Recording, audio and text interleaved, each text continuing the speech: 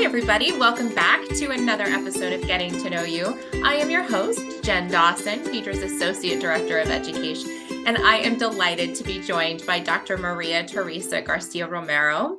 She's an attending physician and assistant professor at the National Institute of Pediatrics of Mexico, and she's a longtime PeDRA member, and I am so excited to be chatting with you today. Thank you, Jen. Yeah, I think I'm honored to be invited to this interview, and I'm even more excited than you, if that's possible. Hi, everybody. I think you were one of the first people I met at the PeDRA meeting that I went to. My first meeting in 2016, we had like an early morning roundtable with just a small group of people talking about membership benefits. And I think I remember you being there. And I think you were probably one of the first people that I actually met in person. So I think that was maybe my first meeting. I'm not sure if my first meeting may have been 2015 or 2016. But yeah, I do remember you as well. Let's talk about how you came to be a pediatric dermatologist. So I was doing my dermatology residency, and I had many things interest me, really. I was very interested in immunodermatology. At some point, I was interested in dermatopathology as well.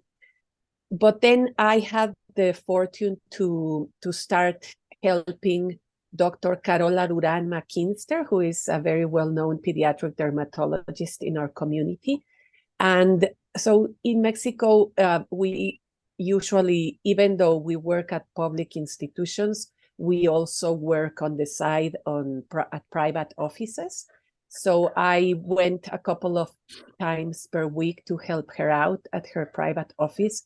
And that's really when I started to really enjoy the kind of work that she did. So seeing children and I think the thing that I admired the most that made me want to be just like that was her being so sure about pediatric dermatology conditions. So she would be super confident telling a patient that the child had a mastocytoma and it would go away on its own, and we didn't need to do anything, right? And that was, for me, was very impressive, and I really admired it. So I decided I wanted to do the Pediatric Dermatology Fellowship to have that kind of confidence and to be able to manage my pediatric patients more confidently. I have a sister who lives in Toronto. And so with Carola's help, I did a rotation at the Hospital for Sick Children back in 2010, I think. And I loved it. So I thought, I have to do the fellowship here. I really want to come here. And so I went there, and I was supposed to stay there for a year. But as you know, Elena Pope, who is a great researcher, became my mentor in a project that we were doing related to measuring activity of morphea using thermography. So I ended up staying one more year to finish that project. And so that's the story. After that, I was completely convinced that I really wanted to work at an academic institution, see children, and do pediatric dermatology research. I love that you have been inspired sort of by mentors along each step. But I want to go back a little bit to what you had said about research. So let's talk about your research interests. Okay, so my research interests, I think the earliest were related to morphea. As I said, that particular project that I did while I was a fellow at SickKids, I would say was very relevant to me because it was the first time that I thought of an idea and designed a project with Elena's support and help, raised funds, and really had this experience from the beginning of having a question and converting it into a protocol that actually happened, and results that eventually were analyzed and published. When I came back to Mexico and I I was hired here at this institution, I sort of left the morphea interest for a while, just while I, became acquainted with how things worked here and sort of started finding my niche. And as many things happen, by coincidence, I started an EB clinic here. And so EB has become one of my research interests because, I lead this clinic and I care for these patients and I need to be active doing research for them.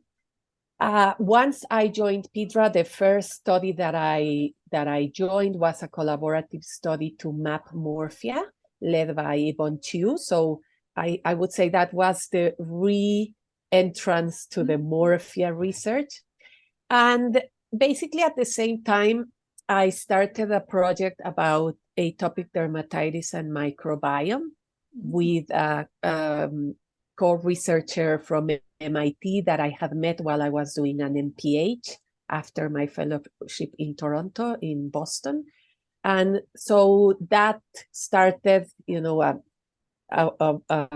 new field for me, which was microbiome, Staph aureus, biofilm, antibiotic resistance of Staph aureus in atopic dermatitis.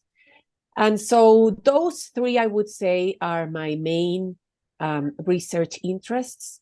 I forgot one. So I've been involved here with the Vascular Anomalies Clinic with Carola Duran, who started it a few years back.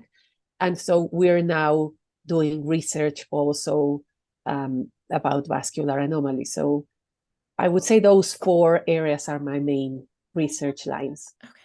Can you talk a little bit about the differences between doing research in Canada versus Mexico, and then talk about like some of maybe the challenges of even trying to collaborate on projects that are based in the US, but you're contributing to?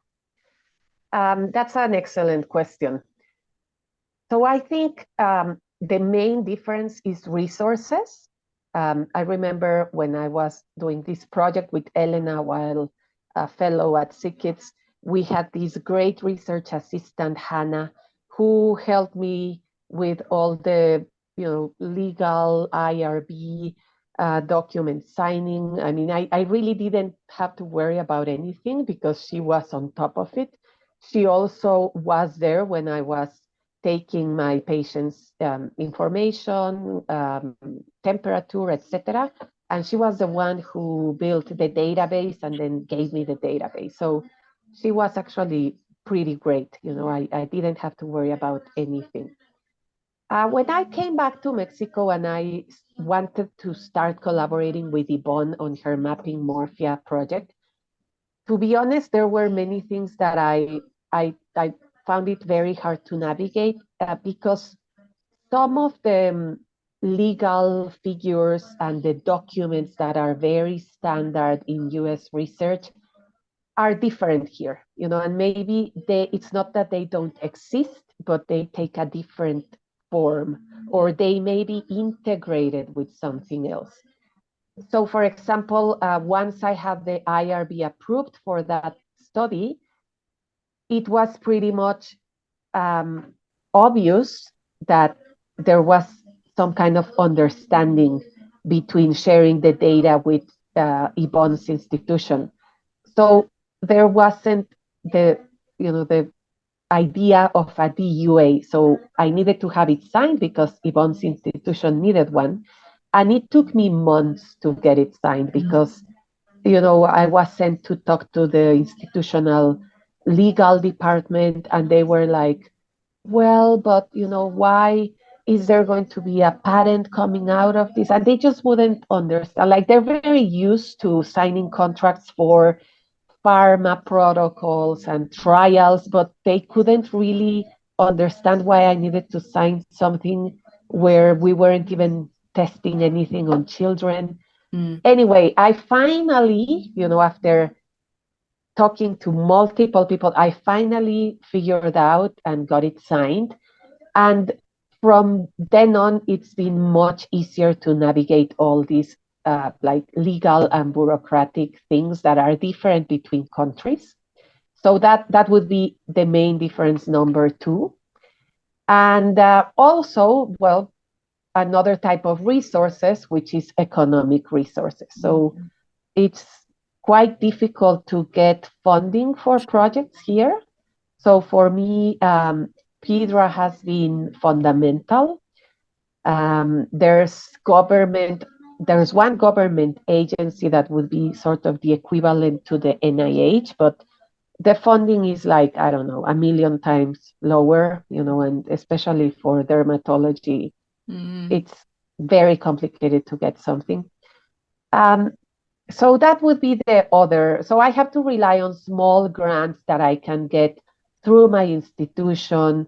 Well, PeDRA, there's a foundation for dermatology here that has some support for research. But I would say those are the main differences and the main obstacles that I found to doing research here. I would like to emphasize that not everything is obstacles. So I find that patients here in Mexico are very, very open to participate, and I've never had a patient tell me that they don't want to participate in a study. Patients are super excited and super collaborative. So I remember in Toronto, a lot of patients were very hesitant and they had all these questions and they were kind of suspicious and it's fine, patients should be like that. But I find that it's been easier to include patients in protocols here in Mexico because patients are usually very, very open to participate and help. And, they will say, if it's going to help others, and I don't care if you have to take a biopsy or take blood or whatever, patients are really very supportive of research. That's very interesting that the patient differences between the two countries. I never thought of that side of it. My mind always goes straight to the bureaucratic red tape that's challenging for everybody. But then when you're collaborating across nations, it's even more challenging. When I was a resident, I remember I was doing this study it was my research thesis. So we had to have a research project to graduate. And we were looking at HLE alleles of patients with onychomycosis. These were adults, right? And so we would see a patient with onychomycosis, invite this patient to participate in the study. We needed to draw blood, but patients would bring their family members. They would be like, hey, I brought my parents and my cousins, and they would bring people to be included in the protocol. So that's just an example of how patients would be excited to be participating in a project, even though it meant drawing blood. Yeah, that's really interesting. What kind of advice do you have for maybe, I would say, like, especially for international trainees? You have such a unique history in how you've been trained and where you've been trained. So what kind of advice do you have for others who might be in your shoes? So I think I'm going to say two things. So one is something that Dr. John Harris told me, I think 1 or 2 years back. I was his mentee at this AAD academic leadership program. And one of my concerns was, I don't have a lot of resources to do the kind of research that I would like to do. I just can't.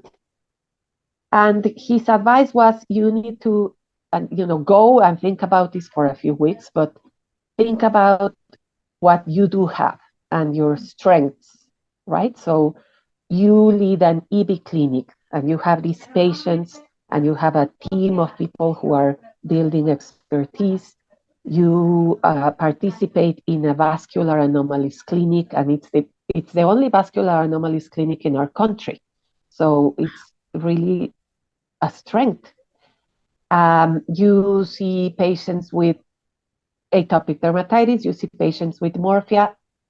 try to build a clinic of morphea. So you will have your patients the same day, and then you can have them together for, maybe protocols, but maybe just to build this expertise in seeing different types of morphea and being able to teach to your trainees what you know about morphea when you have a group of patients with morphea together.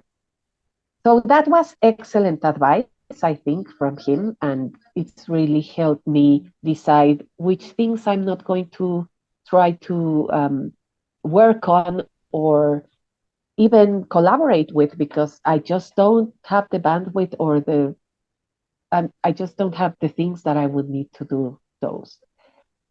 So that's one. And the other one comes from myself. I think sometimes we have these, so imposter syndrome. I think people from countries that are non-US have just this just imposter syndrome when dealing with people from the US, and we tend to think that everything over there is better because you guys have more resources, and science, English is the universal scientific language, right? So everything else is like lower tier. And I would say not necessarily. We have tons of patients. Every pediatric dermatologist from countries in Latin America that I've talked to, Colombia, Argentina, Brazil, Chile, they see a lot of patients. We see a lot of patients, and I think the problem is we might not have them as order, and we don't maybe have electronic medical EMR, electronic medical records, or ways to have those patients on a database. But I think it's a matter of starting to organize your patients and starting to publish and say what we do and what we have. And this is particularly important in this era of target therapies and biologics and all these super expensive medications for everything, when a huge part of our world will never be able to afford those treatments. So everything that we do in lower resource settings, we don't have, well, now we do have dupilumab, but 1 year ago we didn't have it. So, we've learned of ways to treat very severe AD in using other treatments that I see rich countries are now seldom using because they have the newer and possibly better treatments. But what I want to say is that we have this experience with low resources and adapting treatments to our patients because our patients cannot afford the other treatments, or we don't even have them available in our countries.